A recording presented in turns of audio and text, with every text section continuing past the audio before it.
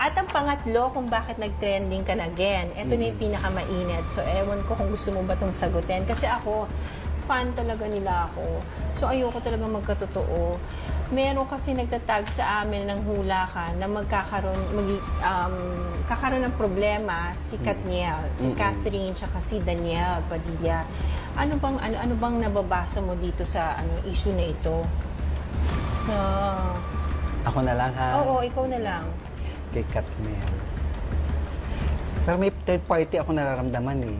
Kanino? Sa lalaki. Ay, sa baraha po ito. Wala kaming kinalaman, baka mamaya i-bash-bash tayo. Ako lang naman ay nagtatanong bilang isang Actually, yung nila card, magkakaroon pa rin naman ng reconciliation o pagkakasundo pa rin ng dalawa. Naghiwalay sila ngayon? Meron silang issue ngayon na pinagdadaanan. Okay. Parang eto pa nga, pagtigil eh. Kumbaga sa isang takbo ng relationship, call off muna tayo. Okay. Tigil muna tayo. Oh. May harang pa. May nakikialam, may humaharang. And then there is someone nga parang, other side o other party. Lalabas naman yung reason yan. Ito mga susunod, di ko alam kung January or February, sa manggagaling naman ang rason sa lalaki. Pero sa akin, mukhang pagdadaanan lang nila ito. And malalagpasan. Malalampasan naman nila. Basta nagkaroon lang ng pagbabago. Parang sila pa rin yung naanuhan ko na yung kanilang love team. Okay.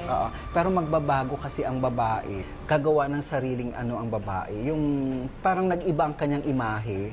Ibang Kathleen. Catherine, Mas matured. Iba I think it's about time. Iba na magiging role niya. Feeling ko magkakaroon na siya ng parang career na solo talaga. Hindi na yung love team. Now, this time parang mas madidevelop ang pagiging actress niya.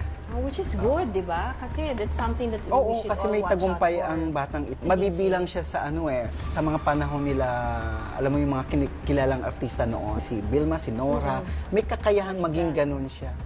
Wow. That's good news. Nga lang, syempre, pag nawala ang dalawang love team, marami ang Malulungkot. Isa na ako doon. Pero ang sa akin, dapat nga mas tanggapin natin ang mga bagay na yon ng pagbabago. Kung ngayon, nagkataon talaga sila, kasi this is marriage card, kasi ang lahat ng mga fans sila, gustong silang dalawa ang magkatuluyan.